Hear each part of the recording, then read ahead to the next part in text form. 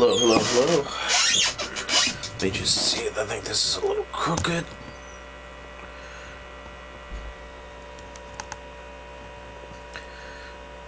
Alright, sorry about that.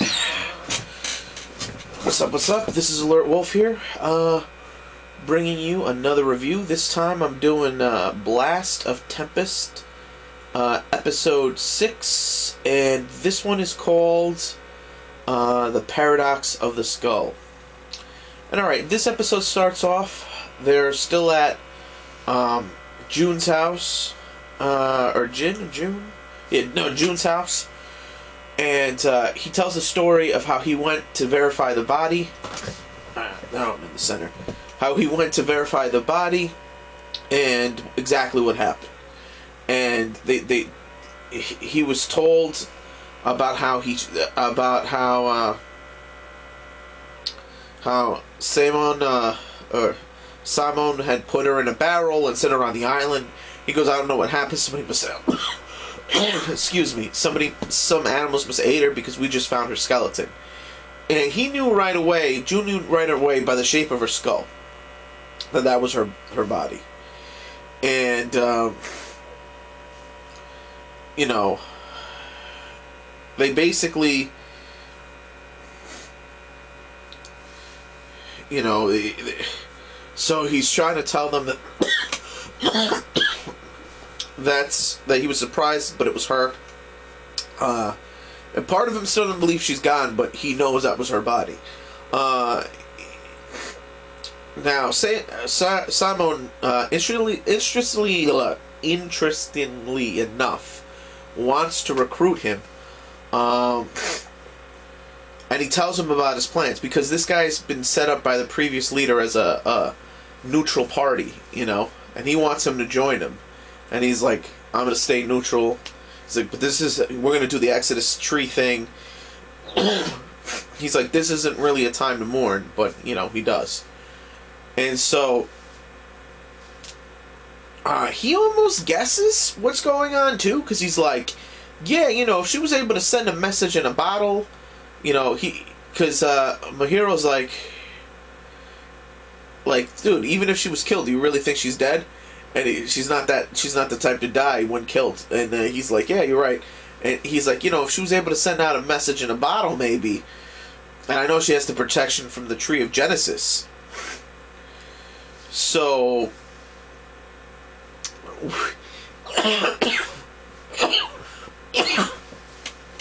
you know, we get that thing, and Yoshino realizes how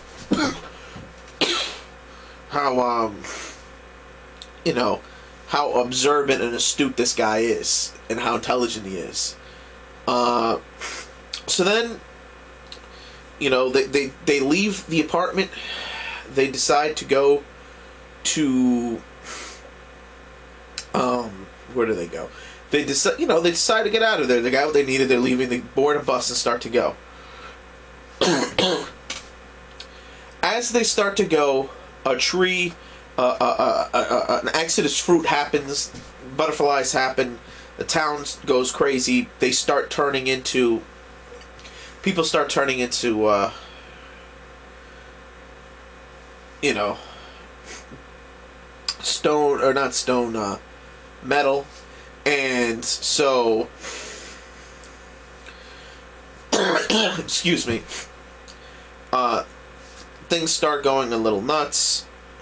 You know, I mean, they basically they were trying to figure out, right before this, they were trying to figure out how the skull even makes sense. But she's like, somehow they're my bones, I guess, maybe, but I'm not a ghost. So anyway, all right. So back to what's going on. So the bus nearly flips. It almost crashes. June steps out of his house and sees the devastation. The spear user guy comes out and he's like, it's time for you to pick a side. Join me. He goes, well, if I went on pure emotion, I'd be on her side. You know, Hagase's side. I wouldn't be on yours. If you forced me to choose, but I'm not choosing. And so, you know, he goes, defend yourself, basically, and he rushes him. And the next thing you know, he's on his back, and they don't even show you what he did, how he did it. You don't even see a spear.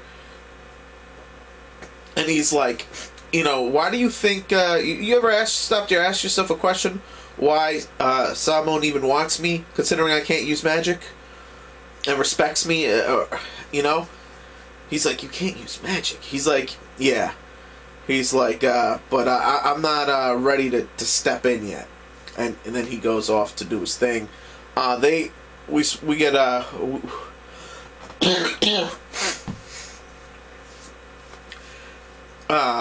we basically, they also establish, we get back to the bus. The bus starts driving away. And he's like, you know, basically Maharu tells the bus driver, listen, the only reason why you guys are still alive is because of me. And if you want to stay alive, get the hell out of this town. And that's what happens. So they drive away. They manage to get out of town. Everybody else in that town is dead.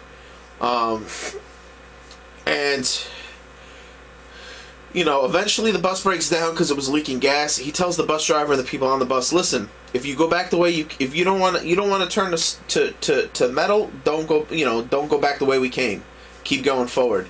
Because basically you're going to die if you go that way. So the two end up realizing they have to walk. They start walking. And, alright, I almost forgot this. Something gets revealed when the spear user and June are talking afterwards. And he's like, I don't think, he goes, I don't know about those two, blah, blah.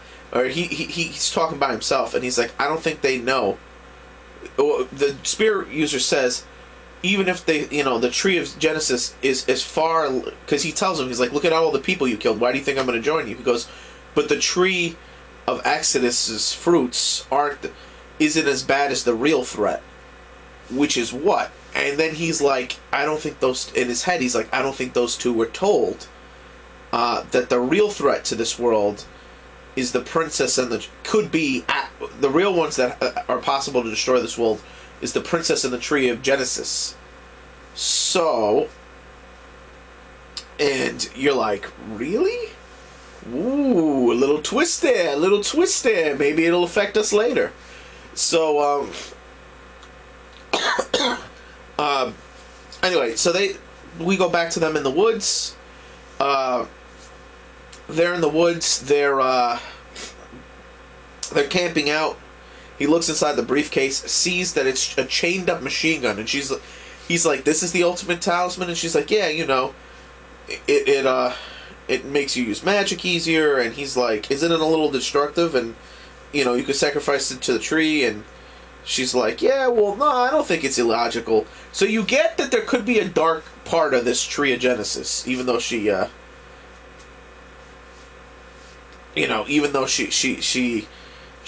talks her way out of it. And then, you know, Maharu notices, he's like, who are you texting? Talking to Yoshino. You're texting your girlfriend. And he's like, yeah, that's it. And really, he's actually, and you wonder who he's texting, and then later on you find out, so I'll tell you in a second. But I've pretty much figured out who he was texting the whole time. But you get a flashback in here. Well, not yet. Then he says, he goes, you know, she bought Valentine's Day chocolates for somebody, because in Japan men get chocolate too, or mainly. So for Valentine's Day, whatever. So he's like, really? I didn't think she was the type to buy for someone. And he was worried that he let it slip on his face, that he was shocked and generally moved by it. And Hiro seemingly ignores it and goes, I guess you didn't really know her at all.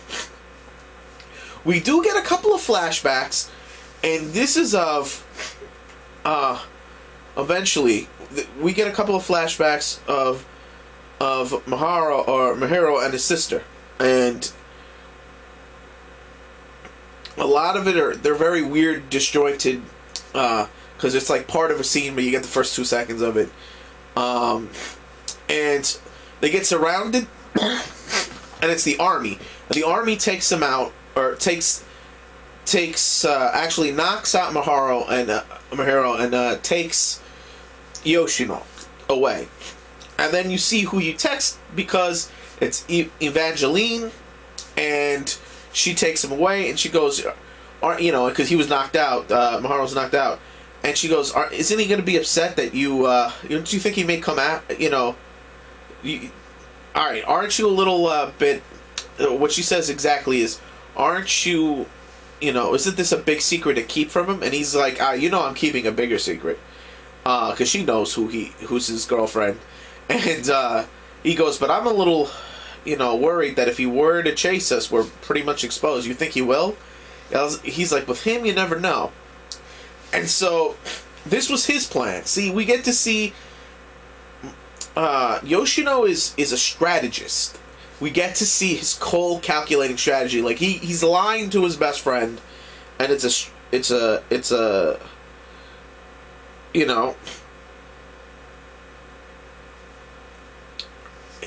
that's pretty much how it works. And one more thing about the gun and the chain. I don't know if I explained it right, but basically what happens is you offer up the destructive weapon to the tree, and the tree craves destructive weapons, and then you get more powerful magic in return. And that's where the whole questioning thing happened. But just quick side note, I realized I didn't explain that right. So, whatever, they start talking, they get to a command center, because he thought he was going further away, and they actually, to like Mount Fuji, and he meets the commander, and the commander's name is Hiawatha Takumi. So, Hiawatha, that's his name. Sorry, I'm gonna probably maybe cut a little portion of this so it's not as long. But Hiawatha, so Hiawatha is the head of the government task force. He says that his father was friends with the clan, the former leader of the clan, whoever this leader was, probably the princess's father, and he gets clued in on what's going on. They clue him in on the plan, and they're gonna wage war against the mages. And he's like, he wants to help them, so he trades some talismans to her, and she's like, ooh, now I could use magic too, for her gun and two, I don't know if they were gas grenades or whatever, but two canned aerosol grenades. I don't know the exact type of grenades they were, but, and he goes, it's insurance. And basically he is working the angles. He's doing what he can to get things done, and I love the fact that we get to see how smart and how underhanded, just cold, because again, he's ice. You know, Mihiro's fire and he's ice. We get to see how they handle. And she even said, like, you know, you calmly shoot somebody. He's like, what's the... He goes, what's the worst reaction? Overreacting and not being able to shoot you? I mean, I did what you know, that's what I would have to do. So, alright. So then, of course, Mihiro comes to save his buddy. You know, he comes, he starts knocking out the army. She goes, give permission to fire. He's like, you know, the director's like, he's just a kid. She goes, he's not a kid. So they drive off in the command center. He ends up chasing the command center down, jumping on the roof. He's like, oh, he's being too reckless. And so Yoshino jumps out and acts like he was just saved. And he goes, why would you come for me? And he goes, why wouldn't I come for you? I don't need a reason to come for you. I'd always save you. And he notices the way he said that is the same conviction he say when he, you know, when he says his other declarations and stuff. And he's like, you know, maybe he doesn't want to see it because he doesn't want to, you know, and he's psychoanalyzing it. And all right, there is a part where they're psychoanalyzing in the car that I did skip, where they did psychoanalyze the relationship between him and his sister. That's actually where the first flashback is. And basically, since they're not related by blood, you know, Yoshino basically says that he's kind of in love with his sister, but he refuses to see it, even though it's obvious to everybody else. And then we get one final flashback as they're, you know, walking back to the campsite, and that's of him and his sister, and he's like, what do you want me to, what do you want from me? And he's like, couldn't I just be somebody in your life? Somebody to you, or basically is what he was saying. And then he's sitting down on the couch. She's in her school uniform. She sticks her legs in between her leg, and she's like, "What? Like as your woman?" And you get the idea that maybe they were hooking up. It was real dirty, that flashback, like real dirty. You know, I get why maybe she was in love with both. She was hooking up with both of them. I don't know, but anyway. They talk it out as far as with the princess, and they're all back together, and that's pretty much the end of the episode. That's where it ends. I think the next. Hold on, I'll just check to see what the next one's called. First Kiss. So we're gonna get more flashbacks with the sister, and we you know, maybe the introduction of how they met, and who knows. But it is funny. It's called First Kiss, so we'll see how. I'd rate this episode a 4 out of 5. I think there was a lot of you know, you saw it was a great episode because we got to see the scheming and the plan. I want to say scheming, the planning behind Yoshino. We got some good action scenes. We got more backstory. I'm pretty happy with the pacing of this. Obviously, the animation's always perfect in this show, and I'm really enwrapped with the story and the mystery that are building, and because every time you get closer to one mystery, they sprinkle on another mystery that's just behind it. So I like that. I like the building of the story. I like the action. I think the blend of the two is really good. And when this whole series is said and done, when you watch the whole series, maybe, you know, if you were to marathon and watch it in 1 or 2 sittings, I think you would realize the pacing is really good. It's almost like a movie. So, that being said, again, 4 out of 5. Looking forward to next week. More. I know there's a lot of flashbacks in the show, but you really learn a lot, and I like that. So this. Ooh. This is me saying, click it up if you like it. Comment if you must. Subscribe if you can. And this is alertwolf signing out.